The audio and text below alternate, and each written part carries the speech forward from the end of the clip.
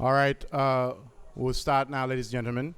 Good afternoon and welcome you all to the Foreign Correspondent Club of Thailand. My name is Panu Wongchaum. I'm Reuters Senior Correspondent and Vice President of the FCCT. So welcome to this session of Lunch with Rangsiman Rome of Move Forward Party. Rangsiman Rome, in his role as chairman of the Thai Parliamentary Committee on National Security and Border Affairs, has been working on proposals to reform border security, particularly on issues concerning the Thai-Myanmar border. Under his chairmanship, the committee is currently scrutinizing Thai banks and companies that have facilitated weapons procurement by the Myanmar military junta. This followed a recent report by the UN expert that highlights the growing involvement of Thailand in financing junta-related companies. Why this is the current issue that I'm sure you can read some of our articles and news report, and you've probably been seeing Rangsiman in action as late as yesterday when he posed a question to Prime Minister Sethar Thavisin about this particular issue in Parliament, and the Foreign Minister Marit was the one answering. So without further ado, I want to go to Rangsiman for his so how we do this is he's going to have a short presentation talking about his work, talking about the larger scope of Thai-Myanmar relation, policy towards it, policy concerning the border, the scam centers, the banks, and so on and so forth. And then we'll have time at the end for Q&A from the floor. So without further ado, Rangsiman, please take it away. Thank you so much. Thank you, everyone, and good afternoon. I would like to thank FCCT and Gwen. Thank you, and Kun Panu. This state, I have to mention to Gwen that, it will not happen if Gwen not invite me here. And at the first, I have to say that I don't think it will be a lot of people like this, and I believe that most of you, understand about the situation in Myanmar maybe better than me. A lot of people here, I believe that you work about the issue in Myanmar maybe longer than my age. So I just be the chairman of the National Security and Border Affairs, and I try to work hard for the Myanmar situation because I believe, as this position, I not just do things good for Thai people, but I can do something good for Myanmar. And this is not the thing just because of my duty, but I really believe that everyone deserves to have a better life. So that's why we try to focus on the situation in Myanmar. And absolutely, as a chairman, on the national security of the House of Representatives, I have to work for my people, that is Thai people, who get a lot of problem of the conflict in Myanmar. So for me, in my heart, as a human, I against about the war crime, on the humanity. This is a crime on humanity, and we need to do whatever that we can to stop it. So that's why, as a chairman on the committee on the national security, I try my best. So you might see my photo. I'm not so sure it's same or not, but okay, just let pass.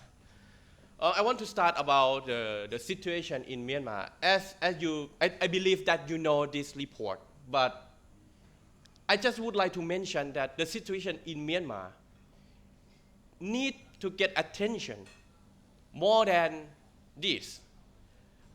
If we're looking for the news, okay, the news like to spotlight to Ukraine. I understand. To Middle East, I understand. But what I try to do is I try to convince the world that we need to pay attention on this. Just looking to the number, almost 2 million, the refugee IDP camp is 2 million, it's a lot of people. But actually, the real number could be more than this, because why? Because a lot of them is in Thailand already. They are the illegal refugee because Thailand, we are not, we don't have the good regulation for this. We don't have the law that can provide a lot of things, you know. If we compare the refugee from Ukraine to Poland and to Europe, we don't have that kind of standard. So that's why a lot of refugee actually it's not 2 million, but it's more than that. And they are in Thailand. The number of the refugee from many reasons, it can be the economic reason, the conscription law, or because of they get bombed in their home and they try to seeking some shelter. Maybe the number could be like 6 million, but that is unofficial number. We're talking about the large scale, and this not mentioned about the Rohingya yet. The number is worse. And what happened in Rohingya is really hopeless now. So that's why we need to pay attention on this situation in Myanmar. Okay, I would like to not just talk about the refugee, but I want to talk about something that, they try to make our society not safe. Let's talk about the opium. Opium can change to be many things. One of the things that they can develop from opium to be is the heroin, and we know that heroin how is dangerous of it. We see the number in 2023. The graph is showing you that it's low. But why it's low? Because the number one of the export of the opium is Afghanistan. But now they ban. But the opium still, export from Myanmar. And now Myanmar is the number one, the country that export opium. And mainly, where it come from? It come from the Wa state.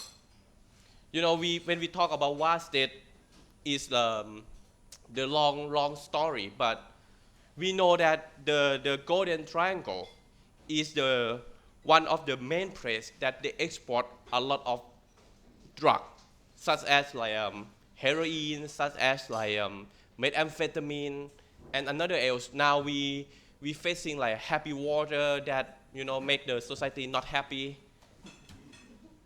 Okay, if we look in this graph, this map, I think it's not really clear on your eyes, but let me explain something. The blue one, for example, Myanmar. You see that the drug that they most export is opium. And the purple one, like China, Thailand, that is the country that's showing that, the drug that we consume is methamphetamine. But, the realistic is the methamphetamine that come from Myanmar. I mean, in Thailand, we not produce methamphetamine. Or if we have, it's not a big scale. But because the situation in Myanmar, the crisis in Myanmar, that very long time, they have the problem is drug. And one of that is the methamphetamine. And I can mention something on you, this is not insulting, is they bring the scientists from Taiwan to make the purest methamphetamine in Wa state, in Myanmar. So this is the thing that we have to pay attention a lot. This is showing that you're going to see that SR1, SR2, SR4, that is the part of the Wa state. Now the problem is not just they're producing the drug, but now if you're looking to the news, Wa state, their army try to expand their territory. And what I know is close to Thailand, near the Chiang Rai, near the Masai district, is influenced by Wa already. Their plan is they try to connect their area together and they try to have their autonomy of the state. It means they will be stronger. Now I have to say that they are the narco state in the world. They are the state. They have their government, the money that they sell drug is, they use for funding their army. They used to, develop their state. They build the road by the drug, of the money that they get from the drug. It's like that. This is another topic that I want to tell you. And then I will tell you why I have to mention about this. This is not about the drug. This is about the scam center. That is really serious in Thailand. And I think a lot of countries. Southeast Asia is a center of the scam. In the early, I think the most popular is like Philippines and Cambodia. But since the coup d'etat in 2021, a lot of the scamming center, they moved to Myanmar. And one of the places that they like to go is Myanmar, and actually it's Lao Khai too. But Lao Khai now, because of the policy of the China, I don't think now they can have the scamming center there easily. So Myanmar is the center of the scamming center. And when we're talking about the scamming center, it's not just about, they try to take your money. But one of the problems that happen is human trafficking. And you're going to see that, people around the world can be the victim of this business. It's not just about the money, but including, your body.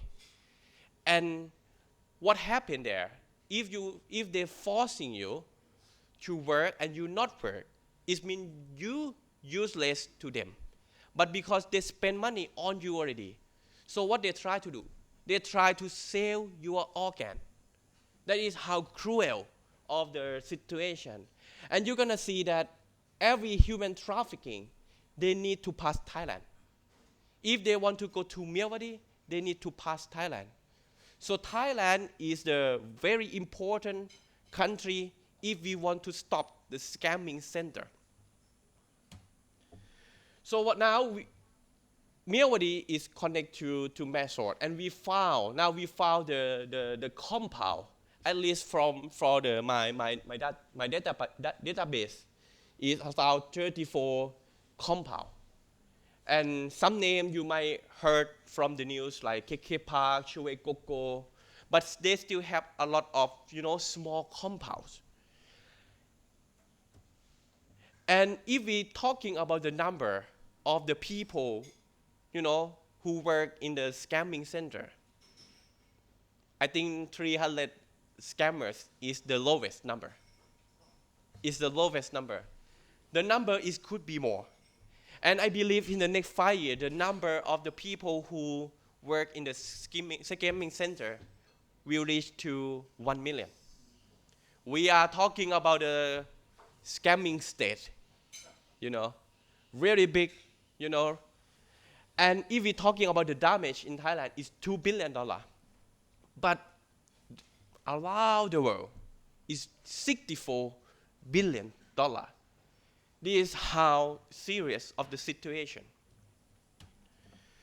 I don't want to just promote myself. I just tell you that this is the thing that we try to investigate in Mysore. Actually, this district is not really Mysore, but Mysore really popular and connected to this. This Popra district is connected to Mysore. This area they call is Chong Kap. And may I have the microphone that maybe I can walk? Yeah. Or maybe I can have laser? Okay. I just want to tell you that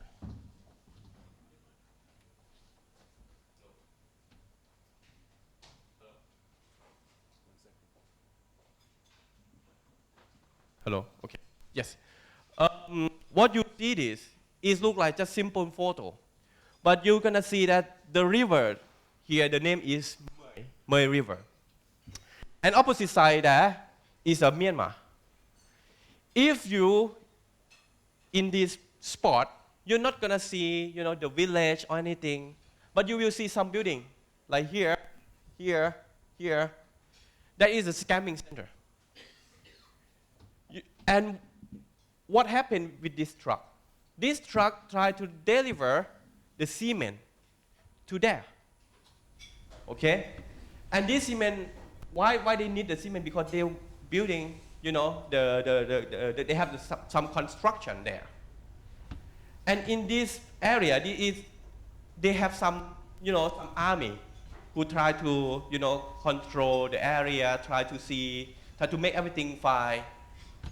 What it mean? It means like Thailand, we deliver the cement to building the compound, the scamming center. This is how serious. It means like this scamming center, they rely on Thailand. If you see that, oh my God, why Thailand not do anything? Yes, I have the same question as you. But in the same time, I see the opportunity that Thailand can stop this business.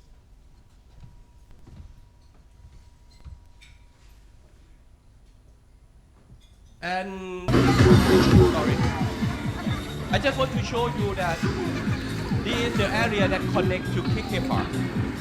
You're gonna see that the river is really easy to cross. And what was here? To the KK Park. KK Park, they have the worker, you know, that work for KK Park is around 100,000 people. So you can see, it's very easy. And that is the electricity line. It's from Thailand to KK Park. You know, so somehow we are the battery of the scamming compound.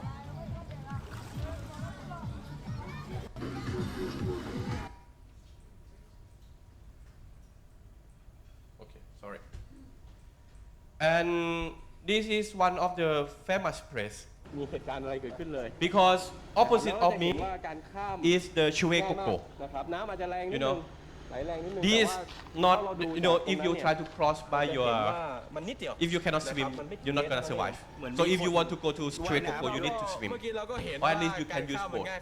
But you can see that, you know, the scamming compound and Thailand. That's why. If you want to stop the scamming Thailand, we need to change the policy and we need to quit them. Of supply to them.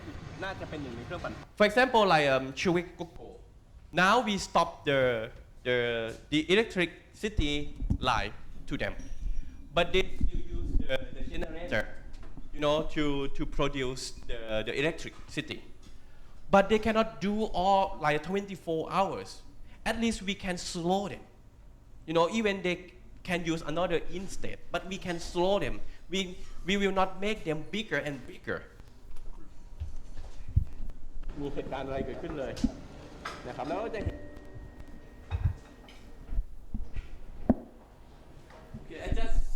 For this one, I just want to say thank you to the Polish embassy.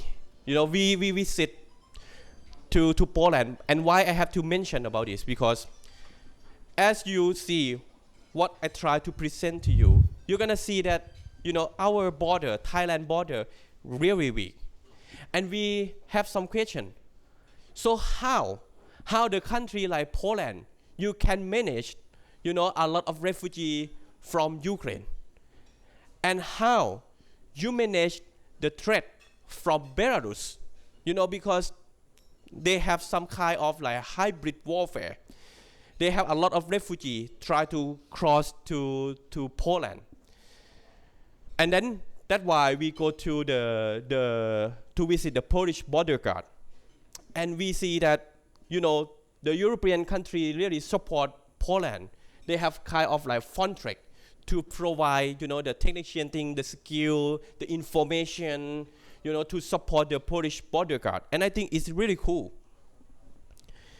And not just that, and when we see, they have some of the technology that really good to use in Thailand. For example, they have some of, you know, the tower. This tower, they have the technology inside. They have the AI, they have the sensor. So everything that pass this tower, they can detect this is an animal, this is a human, this is the staff. So one of the problem in Thailand is we don't know what pass of our border. We don't know at all. We don't have that information. So if you are the Thai authority say, no, we don't have the information of the smuggler, we don't have the information of the people who try to cross the border, we don't know about that because we don't have that information. So this is how we think that we have to like enhance our border. And as I mentioned, that what I know from visit Poland is they can manage like I believe that maybe more than 10 million of refugees from Ukraine. But this is Mela camp, one of the 9 camps. This camp maybe established more than maybe almost around 40 years already. They have the people in 9 camp around 80,000. Okay, it's 3 generations already. Some kids, they don't know about Myanmar at all because they were born here. They don't know anything. Some of the kids start to understand Thai. And if we see the camp is really crowded, it's really bad environment. And actually Thai policy, we not allow people to go out from the camp. But if you just see from the photo, you're gonna see that we have some pickup. I'm not so sure that this pickup just used in the camp. Okay, but we see that, okay, people try to find a better life. Life have to move forward. So how can you how people just live in the camp? And one of the things that Thailand try to do of these people is we not allow people in the camp to learn Thai. We don't want them to speak Thai because we want to relocate them to maybe to US, to Australia. This is how the Thai policy. But for me, it's not make sense because if we looking the fact, now Thailand, we are the aging society. Why we not think that we try to integrate them to the Thai society? We provide them education. We try to give them job, and then they can work, they can survive. They can pay the tax. Actually, our policy is a mistake. So we try to learn from the experience in Poland and try to do this to the people. We try to integrate them to the Thai society. But now the government not accept this policy yet. And I showing this is because as a committee, one of the things that I believe many reporters here will find out that the bureaucratic in Thailand is really make you headache. And the committee, we try to connect, the NGO and the government officer in the area to work together. We try to make the task force to join and to work together so the NGO can at least, easily to work in the area. For example, when they have the armed conflict in the Myanmar, they have some problem that the NGO try to support the humanitarian aid to the area, and the government have many restrictions for that. It's really hard for NGO to support the people. So since we make this task force, what happened is the NGO can work easy. So this is how we try. You're gonna see the logo, a lot of logo, but why I have to mention this? Because Thai border, this is the government organization that have the responsibility about the border. Everyone have the responsibility, and finally, it end up is no one do anything, because when something happen in the border, they have to fight first. Who have to take this responsibility? Maybe military, maybe the ranger force, maybe the police, maybe the Ministry of the Interior. A lot of organizations that have the responsibility about this. And what happened? We have the limited resource, and every resource have to share to everyone, right? So finally, we don't have a quality force that can take care the border. So one of the mission that I try to do is, I try to make just only one organization who taking care of the border. The name is, maybe can be like Thai border control. I think this is the standard in the many countries in Europe. So, it will be clear who will taking care the border. And another authority just be the supporter of that Thai border control. But when I mention this, please understand, I don't mean that we try to block the refugee to cross to Thailand. Thailand will be the country that open the refugee. We will support them. We will give them education. We will make them to live in Thailand. And one day, if the Myanmar, the situation is better, is improved, if they have the election, if they have an elected government, they can return. Okay, so we try to give them the opportunity of life. This event is make the SAC really angry of me. I'm not so sure I can go to there. Maybe I can go there, but maybe I cannot return. But this seminar, we invite a lot of the ethnic resistance group, many stakeholders to join the seminar to discuss about the future of Myanmar. Because as you know that Thai government, they not try to do anything because they worry about the relationship between them and the SAC. And that is the problem, because it's like, Thailand, we sharing the border with Myanmar 2,401 kilometers. But we not do anything. But Thailand, we have the potential. And we have the similar culture. We have a lot of history between Thailand and Myanmar. So as a committee, we try to start. We try to be the starter of this. And we hope that the Thai government will continue. We know that as a committee, we cannot, we don't have a lot of resources at the government. But at least the government will understand that we can do something for Myanmar. And for me, I see Thailand position as a facilitator. We are not the mediator. We just let them talk, let them decide about their future. But they need a safe space. They need a dialogue that they can discuss. Okay, this is the one, maybe the latest issue that may be really interesting, because I think everyone know that the UN report from Tom Andrews, and it's showing that really important. I will not talking about the detail of this report, because I assume that everyone maybe read already or easy to find the paper. But I just want to tell you that we get some progress about that. That is the government, Mr. Maris, Minister of the Foreign Affairs, he promised that on this 24, they will have maybe the conclusion that what the government will do. And from the information that I received, at least, the Thai authority that have the responsibility about the money laundering, and including the national Thai banks, they send me the positive sign that they really okay to investigate this.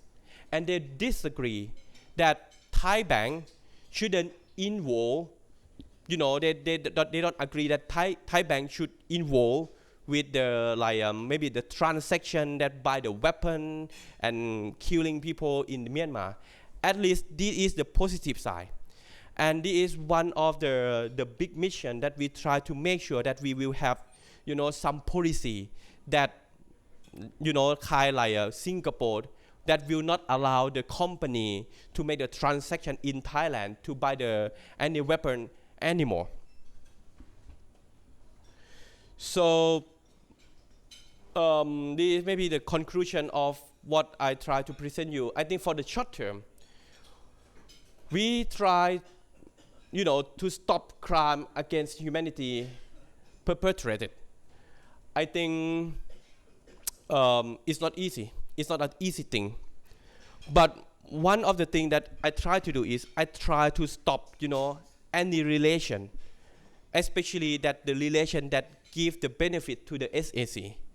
We have to cut it. For example, that as I mentioned about the banking, that maybe we provide the banking system to the SAC, we have to stop it. And I believe that the SAC will not have enough resource to kill people anymore. And second, I mentioned already that we need to enhance our border security and control. And the third, I mentioned already that we need to providing work and education. We need to register them. Absolutely, we cannot demand them like passport or the border card or something like that. We just, everyone have finger, everyone have eyes. We can register them. We can use the technology like biometric. I know that we have some serious about the privacy. I understand that, but that is at least. But we have the way. In Poland, they can register even, the Ukrainian refugee, they don't have the passport or they don't have the important document. They can do. Thailand can do the same. And the last, for the short term, I think the proactive policy to prevent the scam and narcotics. I think for the scam center, one of the things that we can do is we try to, stop the electricity. One of the things that we can achieve already, that is we try to stop the internet to provide a scam center. But the problem now, okay, we stop them and finally they use the Starlink. Yeah, and this is one of the problems that we have to figure out how can we control that, because Starlink is really hard to control. And another thing that we are studying now is if the Chinese people, they cannot go to Myanmar. For example, if they want to go to Myanmar, they have to go to Tak or Mesot. But what if we have some kind of law that make sure that if they want to go to Mesot or go to Tak, they need to get some maybe permit or something special permit. Maybe we can, they cannot cross to Myanmar. It means like, the scam center will be boom. But this is really serious because we have to careful about the policy about that will be good or not. Yeah. And for long term, yes, we need to, we need to restore the democracy to Myanmar. I think this is the most important, because if Myanmar they don't have democracy, if Myanmar they don't have the effective government, a lot of illegal activities in Myanmar will not solve. So we need a good government there. And the second one, we need to uphold the ASEAN 5-point consensus with Thailand as a facilitator of peace. I'm not so sure, maybe one of you might question that 5-point consensus still effective or not, because it's proved by the time that it's not really change anything. But why I still mention about this, because I believe that to get the support from ASEAN will make Thailand have an important position to engage, solving the problem in Myanmar. We need to get support. And actually, I get a feedback from the ethnic group that 5-point consensus is kind of the SAC centric. It's kind of you still think about the SAC is the middle of everything. But for the ethnic group, the SAC is one of the problem, but it's not just that. The problem in Myanmar is longer than that. So one of the things that the ethnic group try to tell me is maybe we can start the dialogue without the SAC. It's just only ethnic group to talk about the future of the Myanmar.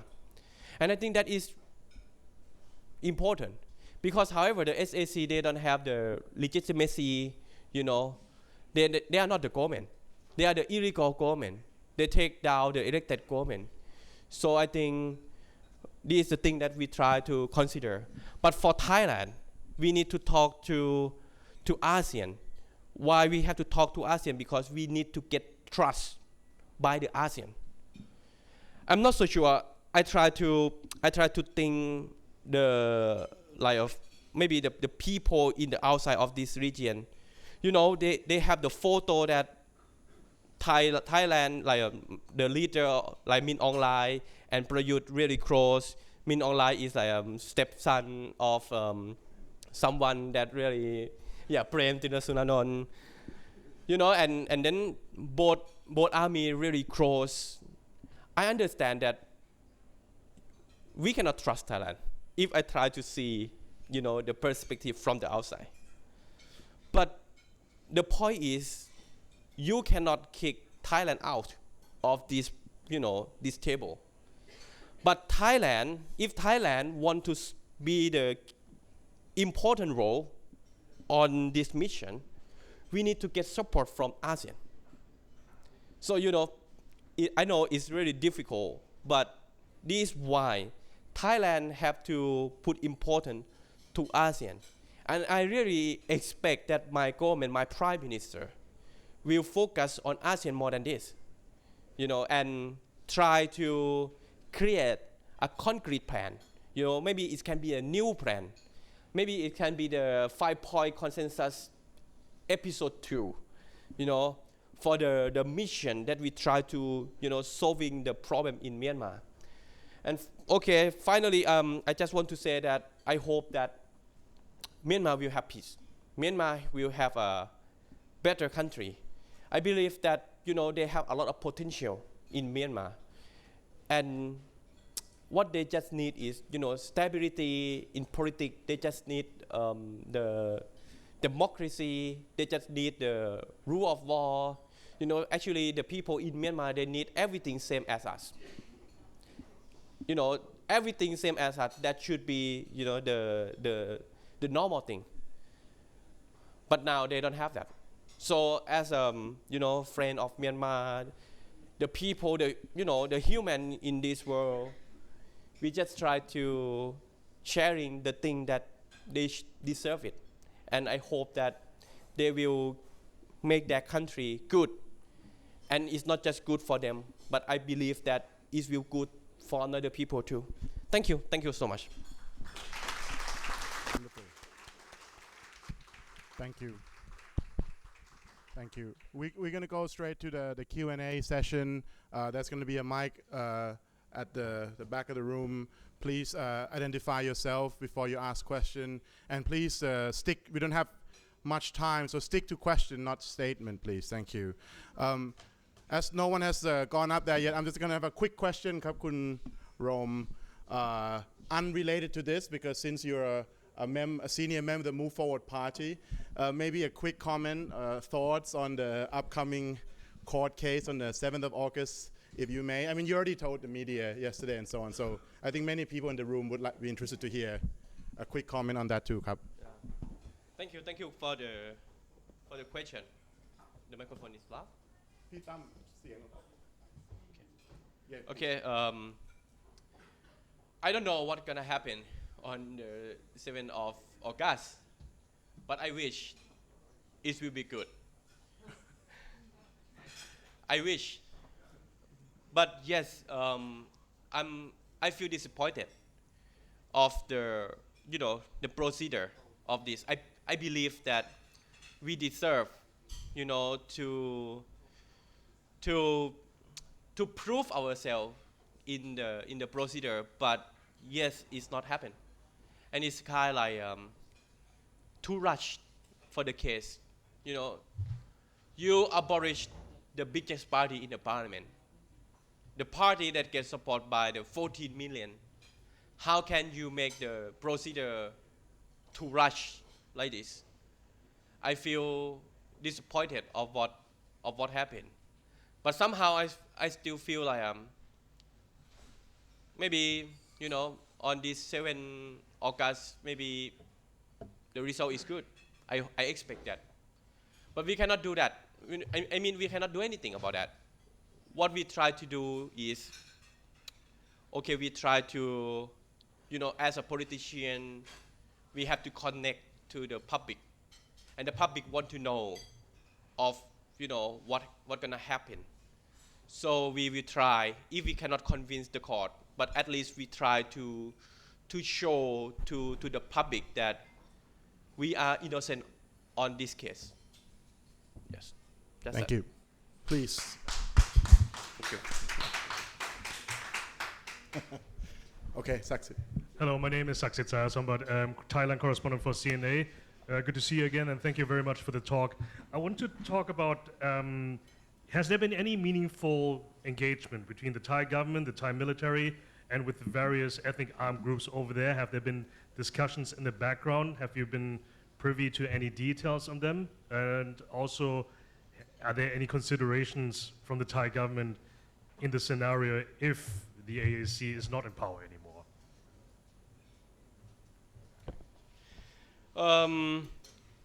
Actually, I have to mention this.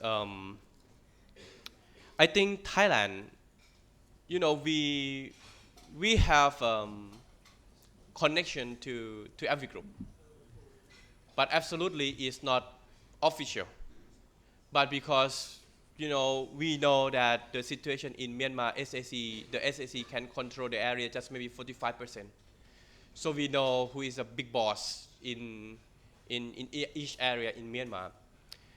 And I believe that because of that information, we try to talk, we try to have some of relation, because at least, we can have the stability in the border. If you're looking in the past, they have some kind of conflict, in the border a lot, and that is what the military, they don't want. But however, one of the key problems is because the government, they don't have a clear policy, and the military actually they have a ton of the information that what it should be about this.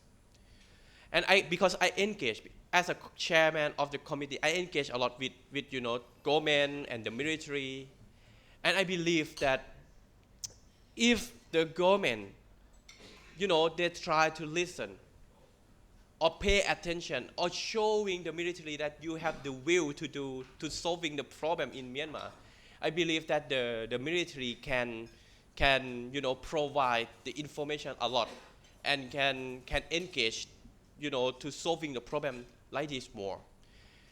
And I know that the military, they have a really good relation between Thai Royal Army and the SAC. But if we have a clear will and we have a clear policy, the military have to follow the policy. And they can use that connection, to be the benefit of, the people in Myanmar. I believe that Thailand, we can pressure the SAC, Min Aung Hlaing, more than this. And I think that is how the ability of Thailand to do. But we need to have a clear policy by the government. That is, they don't have now. Yes. Yeah, hi. My name is Peter Jansen. I work for a very boring publication called The Banker, right? So I'm going to keep my question sort of boring and about banking. Can you, I haven't kept up with this issue much, but can you just tell us, have the Thai banks broken any laws by giving money, by financing military purchases in Myanmar by the military? And what is the foreign minister proposing? You said a policy, or is he proposing some new regulation or law that would make this obviously forbidden for banks to engage in this? And a second question is, I think the Singaporean banks were doing a lot of this before, and then they cracked down, and then the trade shifted over to Thailand, Thai banks, and if you crack down on Thai banks, the trade will probably shift over to Cambodian banks or Filipino banks or something. So why is there not more coordination within ASEAN to crack down on this kind of thing? First, for your first question,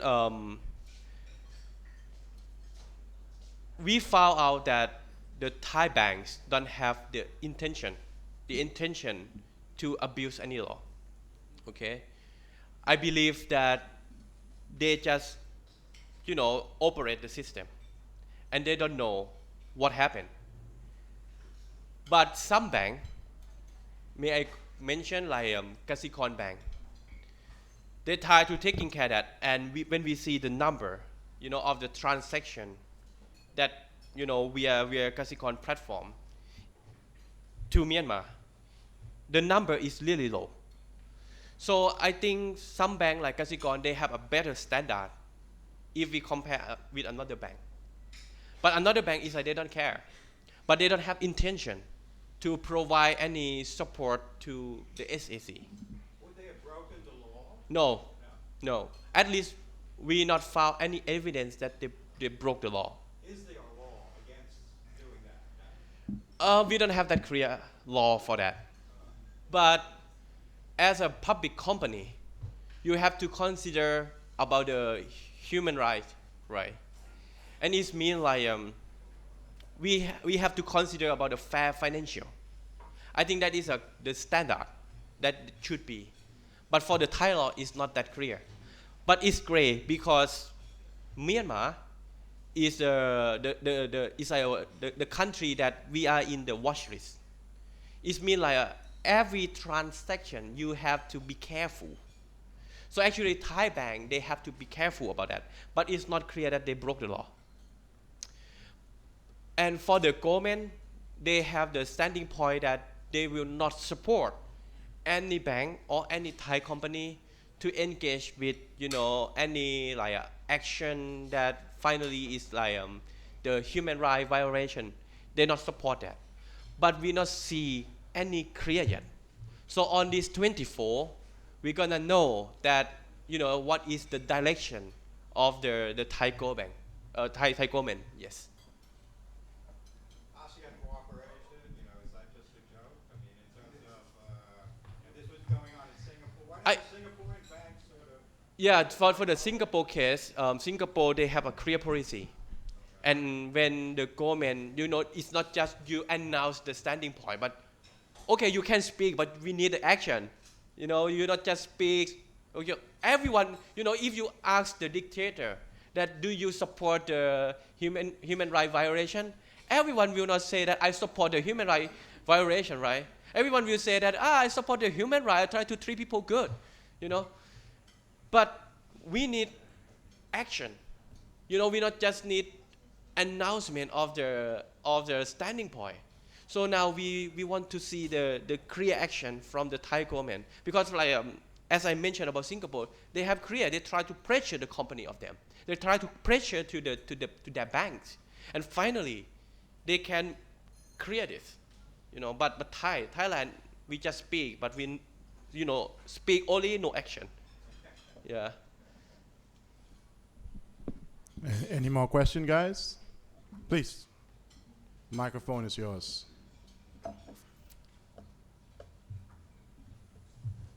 Hello, thank you for your time. My name is Christopher Woody. I'm a freelance journalist here in Bangkok. I wanted to ask, what concerns, if any, do you have about the influence China has in Myanmar and Cambodia throughout Southeast Asia? And then secondly, how would you like to see China use its influence in Myanmar to address Use the influence of China. How would China to address the civil war and resolve it? Thank you for the question. But because the mission that my committee try to focus about this, because we really concerned about the geopolitics, and it's not just about the situation in Myanmar. I see the situation in Myanmar and the situation in South China Sea is linked, and we cannot reject the information that the superpower country like China have the influence in Myanmar, and not just only in Myanmar, in Laos and in Cambodia. The three countries allow Thailand under influence by China. That is fact. That is everyone know about that. But for me, we can see as an opportunity for Thailand. If we want to solve the problem in Myanmar, you need to bring China on the same table as you. And you need to discuss and find the maybe some plan that how we want to manage the situation in Myanmar.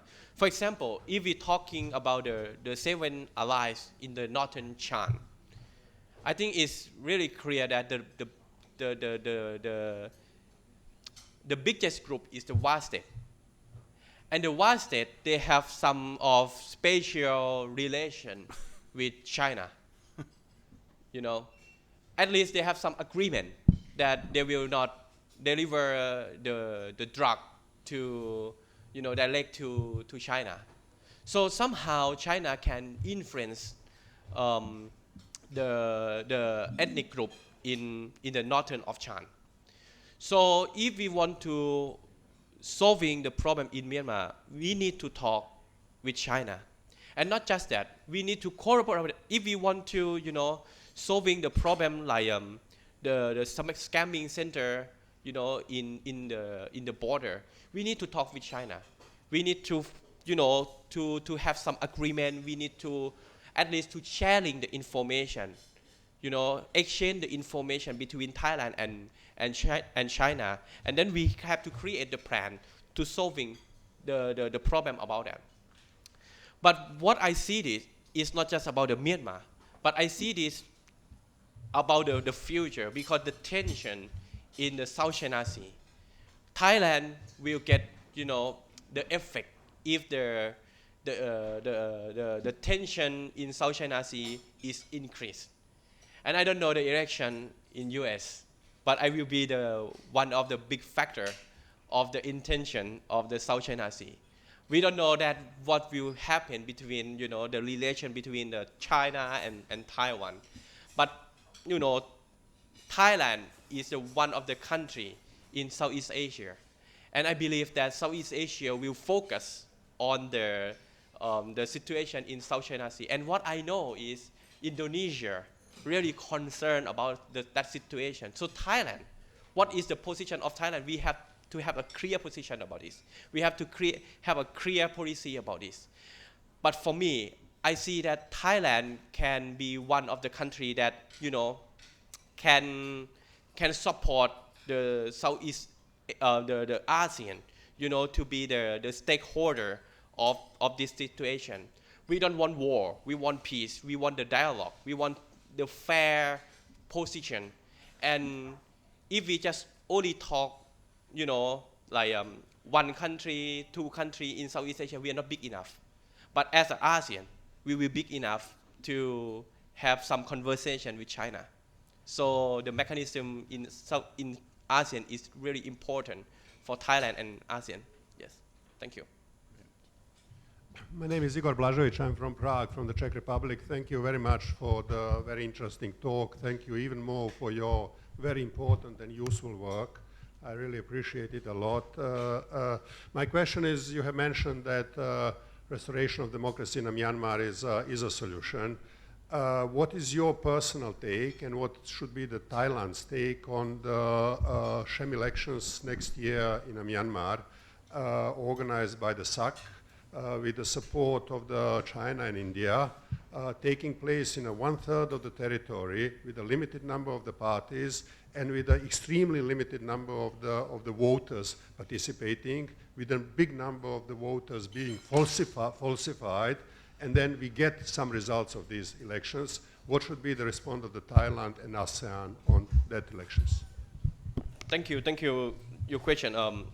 Actually, I doubt the election in the next year, because as I mentioned before, the SAC, they can control the area just 45%. How can they have free and fair election? And if it's not free and fair, should we call it an election?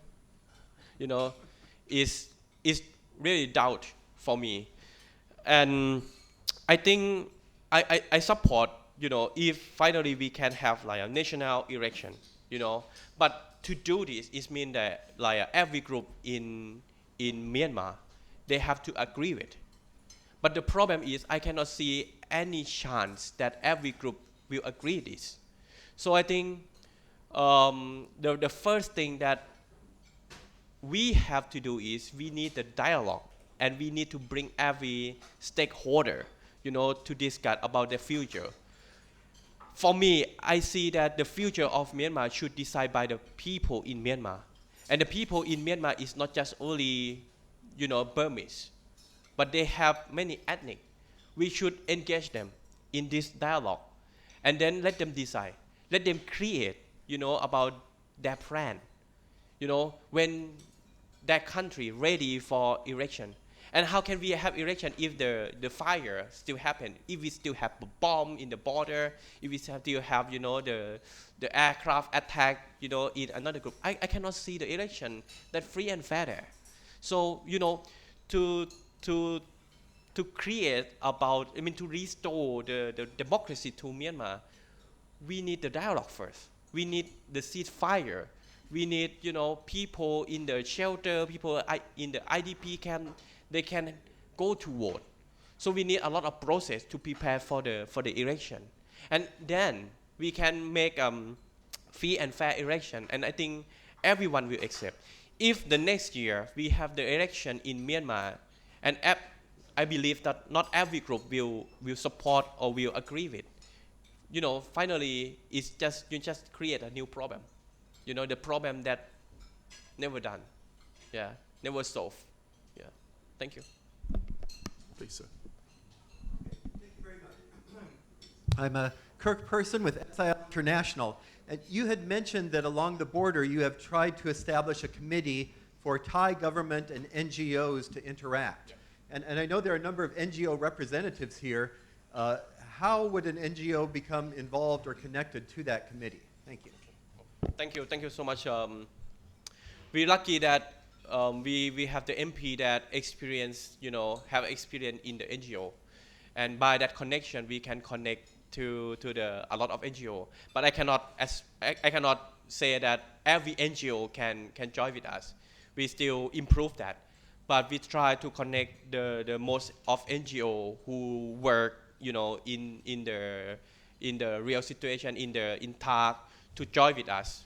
So we establish the subcommittee, we bring the NGO to join in our subcommittee, and we try to create a plan together. So our plan is come from the people who really work for the Myanmar, and that is how we can connect. Yes, thank you. Any more question? Oh, okay, please. Could you tell us a bit about your Can response? you identify yourself oh, first? sorry, And my then, name's Kevin McLeod, independent researcher. Could you tell us a bit about your response to the airlift the Chinese organized a few months ago in Mae Sot? It caught a lot of people. Yeah, it caught a lot of people off guard. They brought out a lot of people. Yeah, I believe that was February. Yeah, maybe just tell us your thoughts on that process. I understood the opposition parties in Thailand were quite upset about the secretive nature of what took place. Thank you for question. This is maybe the tough question for me. As you know, I don't have a lot of information about this, to be honest.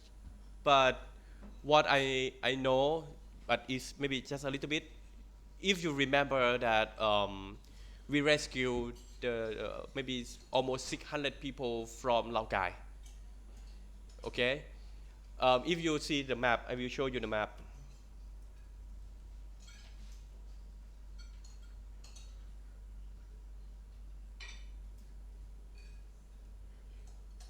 You're gonna see that Lao Cai is in the northern, of Myanmar and connect to China. And how Thailand can rescue the Thai people, like 600 people to Thailand is not that easy. So we need to get some support from China. And I believe that maybe we exchange that, But I don't know how can the China can talk to the mafia in Myanmar, and finally they release like maybe 800, 900 people to China. I don't know that. I don't know that mechanism. Yes, but I believe that Thailand somehow we collaborate with China to rescue the Thai people and the Chinese people. But I don't know why it's just only that number. Thank you.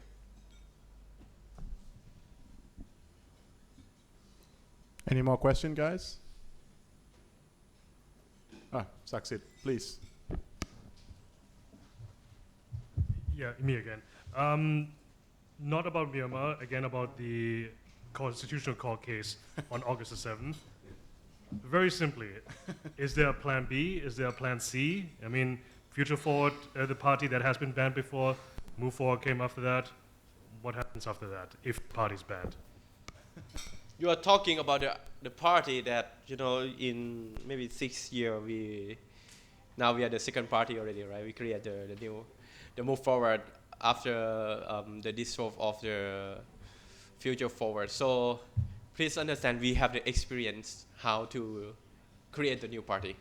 So we know that if that situation come, how it happened, we know that.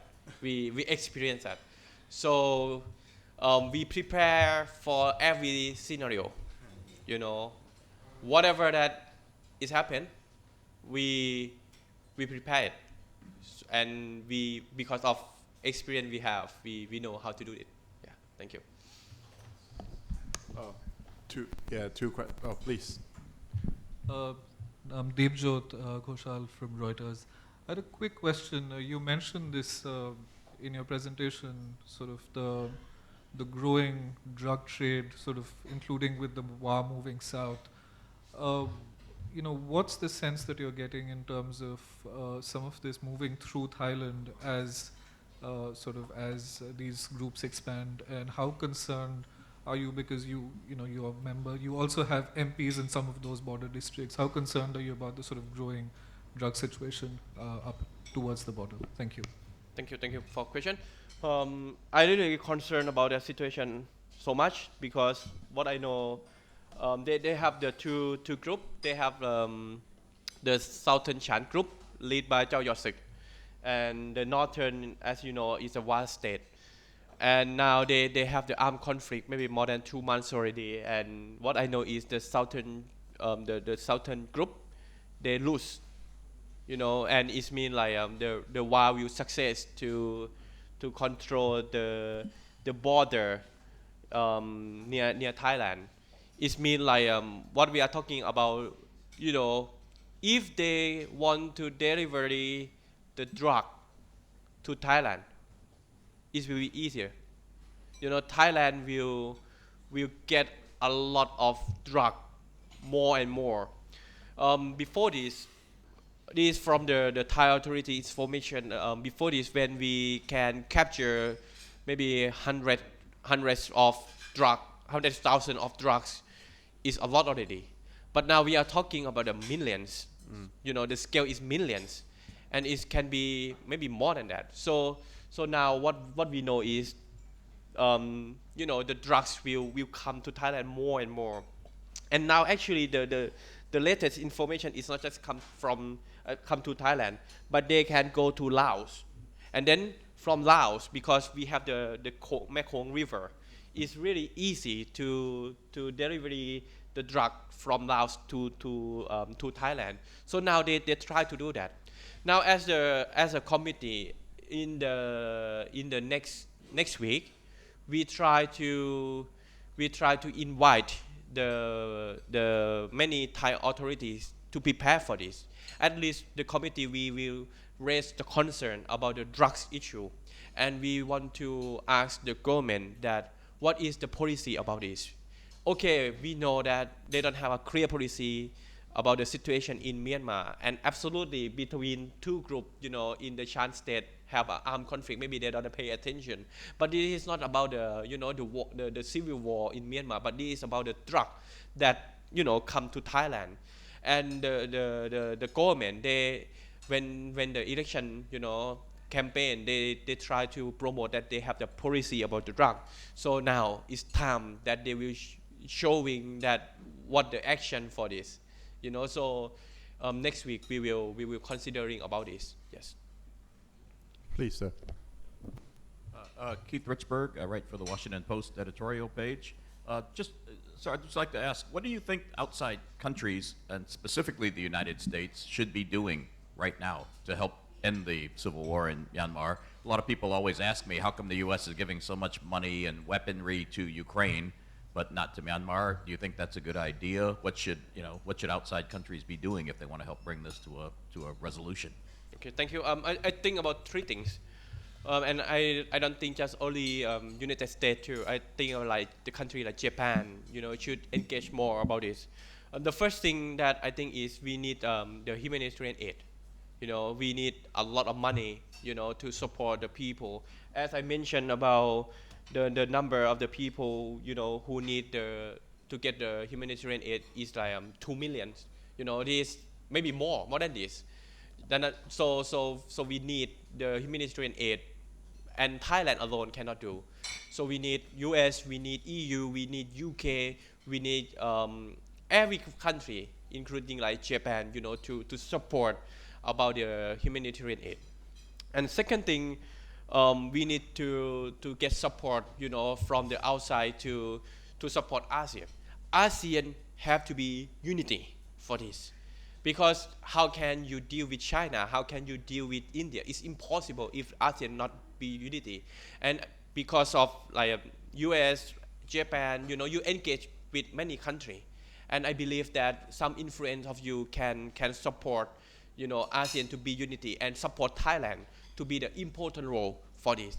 And according to the policy of the Prime Minister, Mr. Sethar, he want, Thailand to get the spotlight in the international community. And this is the opportunity for Thailand to get that spotlight, to get the attention. So I think the international community can support Thailand like this, can support ASEAN like this.